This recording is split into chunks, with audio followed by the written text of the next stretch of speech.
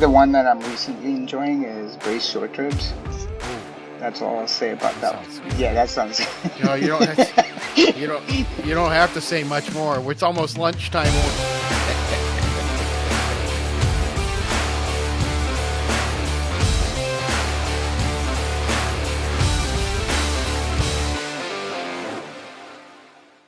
Hi, welcome to this edition of On Tap, presented by FCSI The Americas. I'm Wade Kaler, Executive Director. On Tap this week is a member of FCSI who I haven't had the pleasure of getting to know much over the years, but I'm really looking forward to our discussion today to get to know him a little bit better. Please welcome the Director of Design at Cini-Little International, Mr. Khaled Halabi.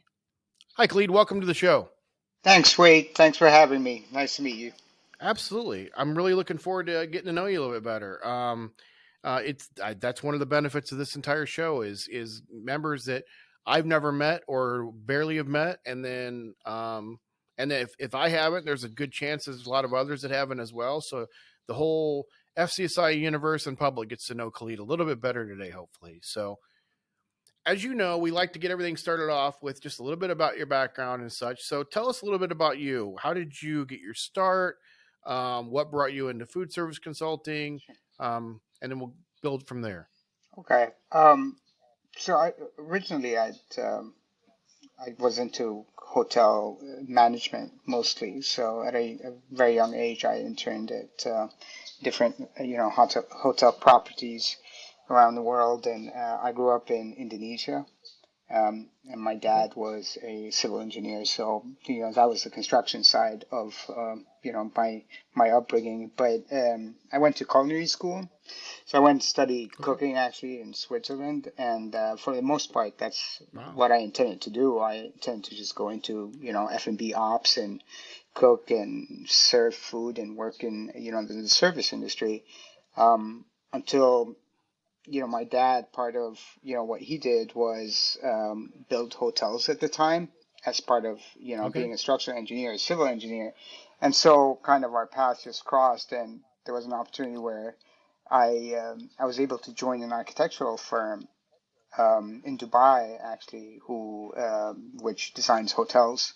And that's kind of how I got my start into hotel design primarily. So it was more on an architectural side Okay. than a food service design side. And then from there, I just kind Nice. of kept going and ended up in the food Yeah. service world as a natural progression into, the design world and what I know. So I took kind of two skill sets and merged them together, and here we are. Nice. Now, what exactly are your duties for Cini-Little as Director of Design?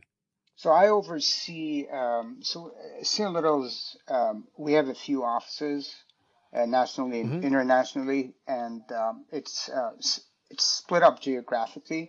And I'm based Mm-hmm. in New York City, and I oversee the operations of Cini-Little in the Northeast area in New York City, and Okay. then down to Jersey and up to Boston and kind of the tri-state area, as well as the Toronto operations, our Toronto Okay. office as well, and as well as more central into Chicago's office as well. So Okay. I handle projects in those regions.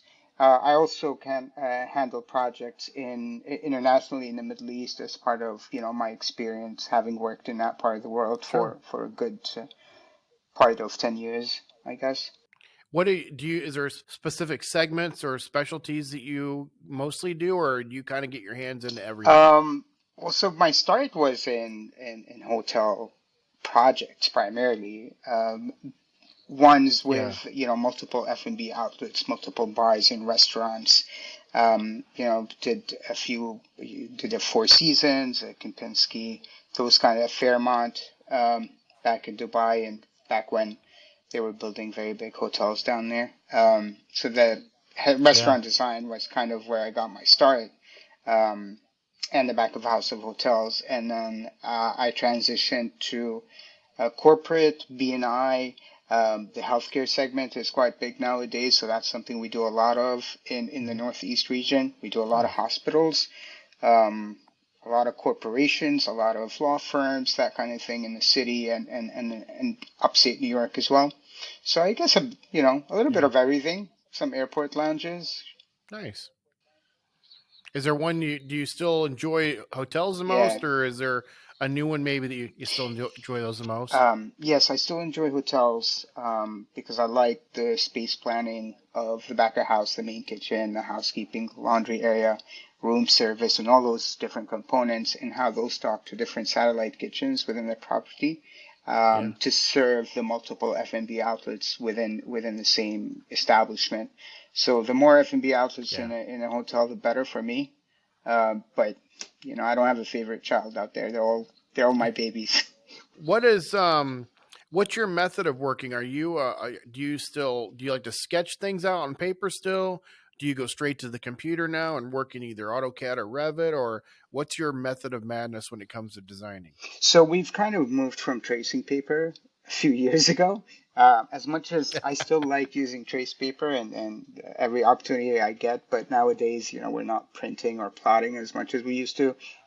So today, sketching or initial schematic sketching is done primarily in maybe Bluebeam or AutoCAD, and then maybe we move into Revit later on down the line, which Yeah, a little bit more details are available. But primarily, we start with a software like Bluebeam just to sketch.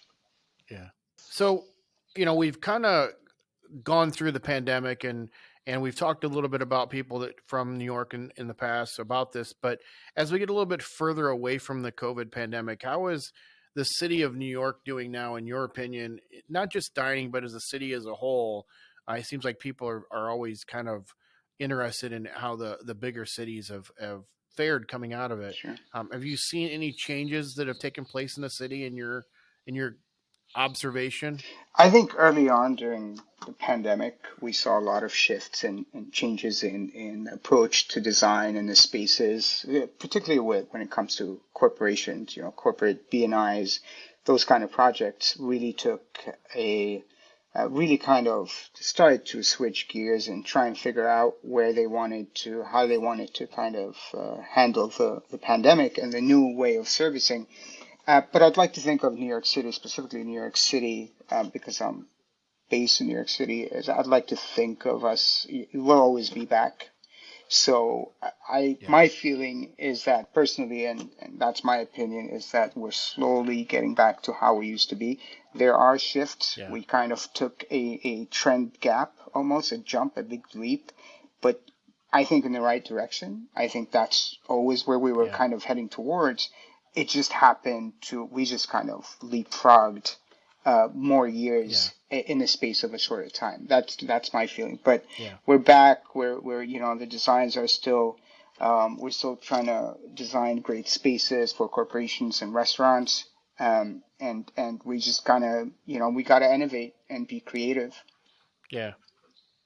Now, the other thing that kind of changed that I read a lot about, being sort of in my industry is a little bit as well, is the changes in hotels and how the leisure industry is blown up in the last few years as well, where we're kind of blurred lines between business and leisure travel. You doing a lot of hotels, have you seen much design changes or food service operational type changes because of that, or is kind of the hotel still kind of doing what they were doing leading into the COVID pandemic? Yeah, no, I'll tell you, we're still doing what we're doing and doing. It depends on which city the hotel is in and to what its market segment is trying to cater to. But I think for the most Yeah, part, we're still seeing the resorts do what they do.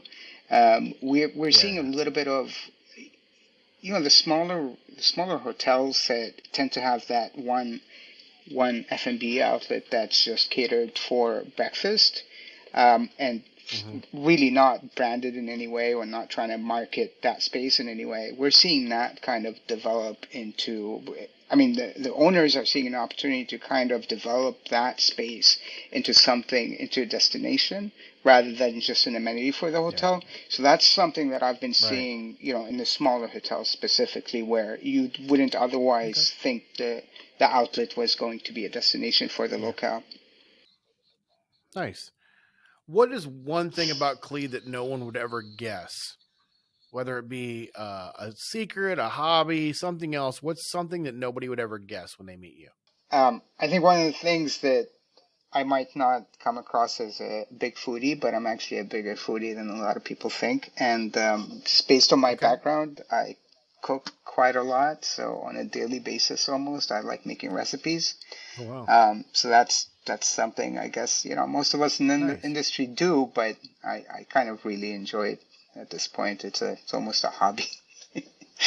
Nice. What's the go-to recipe? Like, you know, either a favorite one you do regularly, or what's one that all of a sudden you're going to have people over and you need to whip something up very quickly. What's your go-to? I think the one that I'm recently enjoying is braised short ribs. Ooh, That's all I'll say about that one. that Yeah, sounds that good. sounds. No, you don't have to, you don't have to say much more. It's almost I lunchtime when we're know. filming today, so that sounds really good actually. And I just had some in Orlando at the NAFM show, which was really good as well. Um, wow, what's one piece of advice you give to somebody thinking of becoming a food service consultant, whether they're a younger coming out of college, recent college graduate, or whether they've been in the industry for a long time and looking to make a career change? What's a piece of advice you give to somebody? I would say this advice I probably give to anybody in any kind of discipline, I guess, or any uh, field, any industry, is just try and put in as much time into learning and progressing in your field as possible, whether be it reading, be it trade shows, take on more work, take on work that maybe is not in your job description or role. I know a lot of people who, I guess a lot of people would maybe just take the job description and not more, maybe. But Yeah, I found that growing up, I got further in my career just by taking on and learning more. And the more you learn, the yeah, more opportunities that are going to come your yeah. way. So don't limit yourself and just learn and keep Nice. going, even if, you find you find an obstacle stopping you. You can overcome those obstacles if you're eager to just learn more and do more. Absolutely. Great advice. I agree. If you weren't in the food service industry, what do you think you'd be doing for a living? Well, I used to cook for a living, right? So Okay. I would think that if I didn't end up where I am right now, I would have kept on cooking. Kept being a chef or a cook somewhere? Yeah, chef, cook Nice. somewhere, Okay. maybe a YouTube channel, a cooking channel on the Okay. side, that kind of thing. Yeah. Very good. Well, that's all the formal questions I've got for you. But as you know, by watching previous episodes, we like to have a little bit of fun at the end. And for this year in season 5, I went back to the well and I've drawn out the questions that people seem to enjoy the most, that I've heard most about from when I've been at events or whatever. So, um, kind of some repeat questions you may have heard before. But the first one is: would you rather be able to teleport anywhere in the world or be able to read people's minds? Teleport anywhere in the world. Okay. Would you rather have all the traffic lights you approach turn green or never have to stand in line again? Turn green. Okay. This is a tricky one. Would you rather fight a duck the size of a horse or 100 horses the size of a duck? I'm not a big fighter, Wade, so I'll take on the big duck, the size of a All horse. right. All right. The most controversial one of all: toilet paper when you put it on, over or under? Oh, uh, oh God, over, over. But I've never heard that Over. question. Very That's a good. good one. Over. When it comes to double dipping in food, whether it be sauces or dips or whatever, uh, when it comes to double dipping in food, yes or no? Yes, I share food. Okay, all right. Your favorite curse word? Favorite curse word.